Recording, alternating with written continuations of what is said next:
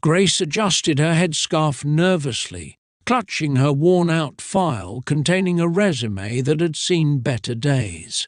The scorching Lagos sun bore down on her, but she barely noticed. Her mind was consumed with thoughts of the job fair she was about to enter. This was her last chance, her final hope to break free from the cycle of rejection and hopelessness that had defined her life since graduating from university. Her degree in business administration had once felt like a golden ticket to success. Yet, here she was, months after graduation, still unemployed. She had watched her friends secure jobs, move to new cities and start their lives, while she remained stuck in the same cramped apartment with her parents and 4 younger siblings. The pressure to contribute financially to the household weighed heavily on her, and the sting of her father's disappointed gaze each evening cut deeper with every passing day. The job fair was her beacon of hope. Posters plastered across Lagos had promised that recruiters from major companies would be present, looking for bright, ambitious graduates like her. Grace had spent the last of her savings on printing extra copies of her resume and buying a pair of modest but professional-looking shoes.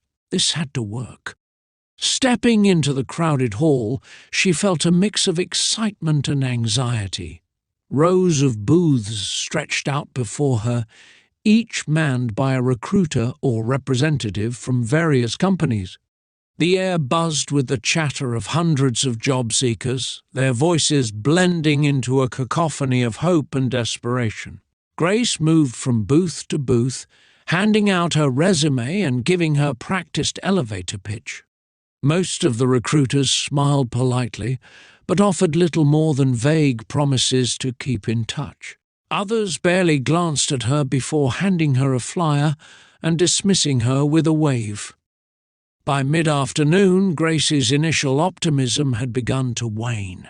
Her feet ached and her stomach growled from hunger. She was about to leave when a man's voice stopped her. "Excuse me, miss. You look like someone who could use a break." Grace turned to see a well-dressed man in his late 40s standing behind an unmarked table. Unlike the other recruiters who wore generic corporate attire, this man was immaculately dressed in a tailored suit that seemed out of place in the sweltering Lagos heat.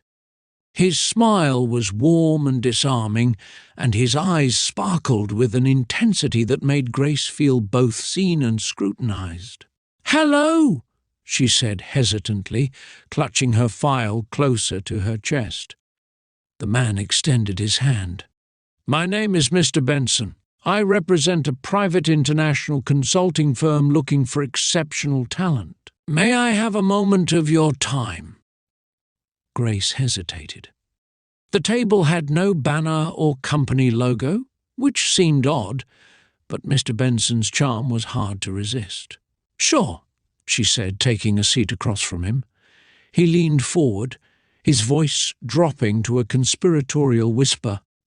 "You're probably wondering why I don't have a flashy setup like the others. That's because we're not just another corporate entity. We're selective, and we don't believe in advertising ourselves to the masses. We prefer to handpick candidates with potential. People like you." Grace felt a spark of hope reignite. "Me? But you haven't even seen my resume," Mr. Benson chuckled. "I don't need to. I've been observing you since you walked in.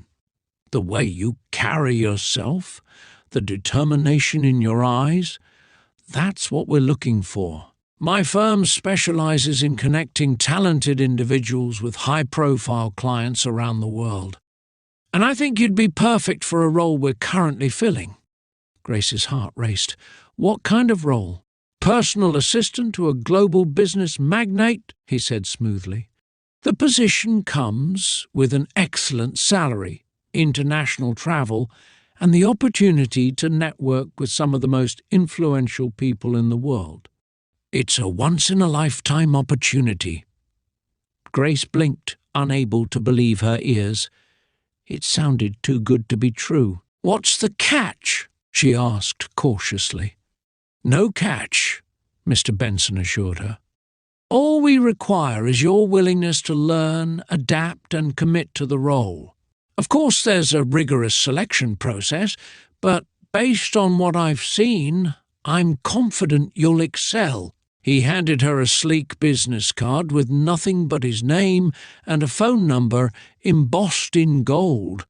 "Call me tomorrow if you're interested. I'll arrange an interview for you."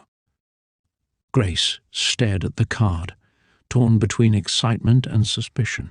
"Thank you," she said, tucking it into a file. As she left the hall, her mind swirled with possibilities. Could this be the breakthrough she had been waiting for? Or was it too good to be true? That evening, Grace shared the news with her best friend Chica over the phone. "Grace, are you serious? This sounds fishy," Chica said, her voice laced with concern. "A global business magnate? And he just picked you out of a crowd without even looking at your resume? Come on. I know it sounds strange," Grace admitted, "but what if it's real? I can't afford to pass up an opportunity like this. Did you even Google the company?" "No," Grace confessed. "Exactly. Don't you think it's weird that he didn't even mention the company's name? Grace, please be careful. There are so many scams out there." "I will," Grace promised. "I'll do some research tonight." But when she searched for Mr. Benson's firm online, she found nothing. No website, no LinkedIn profiles, no mention of the company anywhere. Despite this, her desperation to escape her current circumstances overpowered her doubts. The next morning, Grace called the number on the card. Mr. Benson answered immediately, his tone as warm and reassuring as it had been the day before. "Grace, I'm so glad you called. Are you ready for the interview?" "Yes," she replied, trying to keep the tremor out of her voice. "Wonderful. Meet me at this address at 2 p.m. He texted her the details, and Grace felt a pang of unease as she noted the location, a secluded office building on the outskirts of the city. Still, she convinced herself that this was normal for an exclusive firm. The office was eerily quiet when Grace arrived. A receptionist directed her to a conference room where Mr. Benson was waiting. This time he was accompanied by a woman in a sharp business suit. "This is Mrs. Ard," Mr. Benson introduced. "She'll be conducting the interview." The interview was intense, but straightforward. Mrs. Ard asked about Grace's education, work ethic, and willingness to travel. By the end, both Mr. Benson and Mrs. Ard seemed impressed. "You've got what it takes, Mrs." Ard said with a smile. "Congratulations, Grace. You've been selected for the final stage of the process." Grace's heart soared. "Thank you. What's the next step?" "You'll need to fly out to meet the client directly," Mr. Benson explained. "We'll handle all the arrangements, passport processing, visa applications, everything. Just bring yourself." "Wait," Grace said, a sliver of doubt creeping in. "Why do you need my passport?" "It's standard procedure," Mrs. Ade replied smoothly. "The client prefers to handle all logistics to ensure a seamless experience." Despite her lingering doubts, Grace agreed.